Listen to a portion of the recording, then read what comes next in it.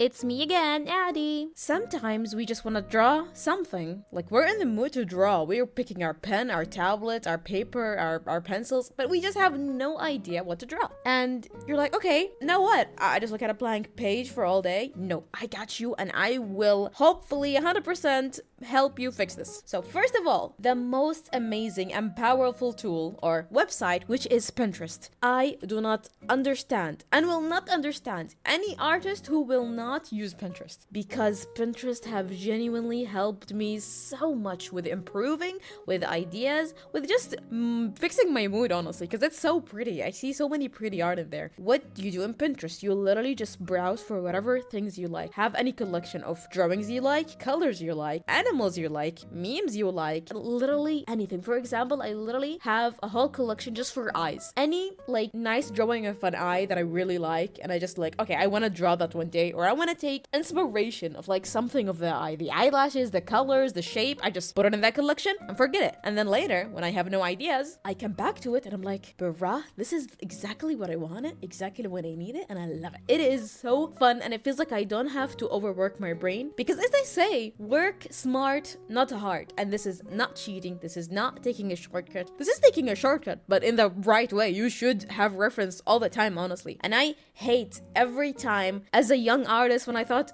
having a reference is like lazy or a cheat or stupid or a speeding up process. No, it's essential. I genuinely believe it's 100% essential to have reference, and I would not agree with anything else. You should have reference all the time and never be shy to use it, no matter how skilled or unskilled you are. I don't care. So that's the first one, which honestly, for me, that's enough. That's more than enough. But hey, maybe Pinterest is not your favorite, or maybe you don't have time or the mood to keep swiping on this Pinterest app. So I get you more ideas. Next idea, which is a random prompt or words that describe a scene or a character, and the simpler, the better. So for me, I went to ChatGPT because it's like the simplest thing I thought of. It's like easy. So I went to ChatGPT and I told it, hey, please give me like 3 random prompts that are very short and very random, because ChatGPT will try to give you a scene that makes sense, but sometimes a scene that makes sense is like really boring. You want to feel a challenge. You want to be yourself, the one who determines what this random prompts mean, rather than ChatGPT saying, oh, a cat wearing a hat. I mean, that's cool, but it's like kind of boring. What about a robot learning to dance? And you decide how that robot learned to dance. Maybe it's a whole story, maybe it's a whole comic, maybe it's just one doodle. A cloud with a backpack. That is honestly very weird, and I don't know how I would exactly draw that. Maybe the cloud would be a person. Maybe it's just a literal normal cloud wearing a backpack. Like, I don't know. A wizard baking cookies, which I thought was silly, because I don't know, wizards are usually evil or like magical and powerful, but he's just baking cookies, and he can bake it either with his hands or like with magic. So that's like fun ideas. It gets your brain moving, and you don't have to draw these. You can draw something inspired from them even. Like, you do not restrain yourself unless you want to restrain yourself. Next idea, random ideas with your OCs. This can be literally anything. My OC is a baby? Here it is. My OC is Mersh. Here it is. My OC is the opposite gender. Here it is. My OC as a monster. Here it is. It is an infinite way to just draw stuff and discover different aspects of art. Like, just have fun with it. Like, you can draw your OC in so many things. Because for me personally, I'm the type of artist, or the type of person, I guess, who really enjoy drawing my own main OC, which is Addie.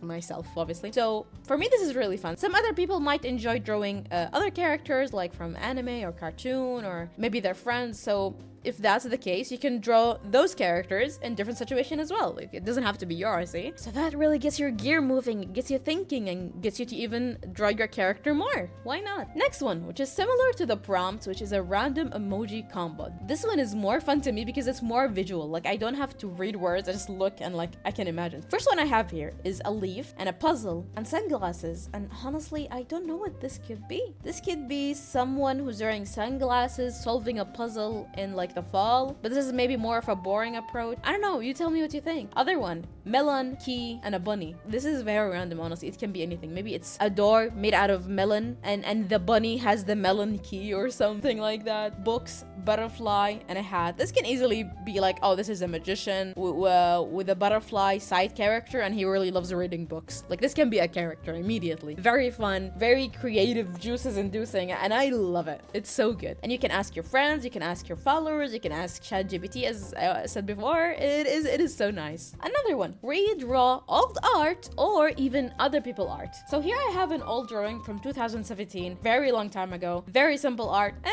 it's cute, you know. It was me like 2017, and I was like, hey, I can draw that again. So in 2020 I redrew that again, and like a couple months ago I was like, hey, I can draw that again. So I did it again in my like new different art style. It's fun, it's nice to see. And the point of this is not like to always try to draw a better one, because some people might perceive the new one as less detailed, as less improved, because it's more cartoony, it's more simple. But I honestly like it more because it's more flowy, it's my new art style, and I like it more than the old one. And I don't mind which one you like. The important thing is I made a drawing, and that is what I exactly wanted to do. For drawing other people's art, I have this person here, which I think it's called Heart Mush. I love their art so much. So I like this drawing position and these clouds forming around her, or these, I think it's the bomb explosion dust or something. And I was like, you know what? I want to do something like that, but I made it more of a cloud thing, and I changed some aspects and colors. But I did take heavy inspiration from this, and I like it so much because it was so fun to draw, so nice, and I advise you to try that if you find an art you like a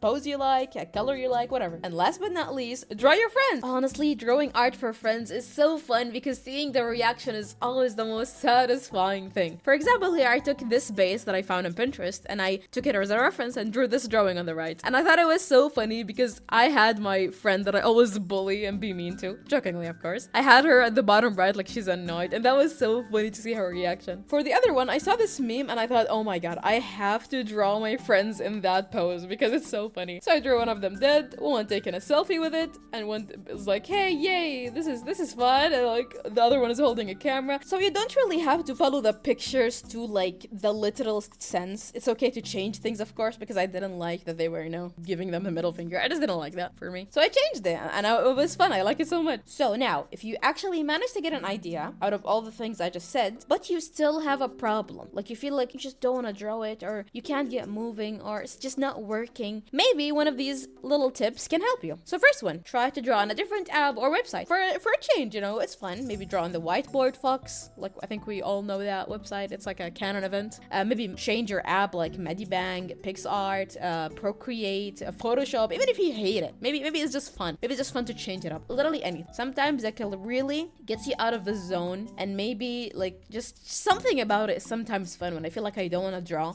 and I go into a simpler app, I just feel like there is no pressure. Like, oh, whatever I draw here, it doesn't matter. Next one, limit yourself with a brush type or size, colors, or maybe a challenge like no undoing, just anything to spice stuff up. Because believe it or not, the more limited you are, the more creative you are, the more the result is like fun, and the more the process is enjoyable. Because limiting yourself can really make you creative, and you really might not know what is your limit unless you try it, you know. So if that's up your alley, why not try it? Next one, try a different art style, make it simpler or more detailed or more realistic or more cartoony, whatever floats your boat, as they say, you know. Just have fun with it. And last but not least, do not do a complete drawing. Do only a sketch, only a line art, only a colors with no shade, whatever feels right to you. Like, you don't have to feel the pressure of completing every drawing to the max. Maybe you just don't have enough energy, so just sketch it out, doodle it out, maybe just put colors without line art, even whatever you would like. Just do not feel any pressure that you do not have to feel.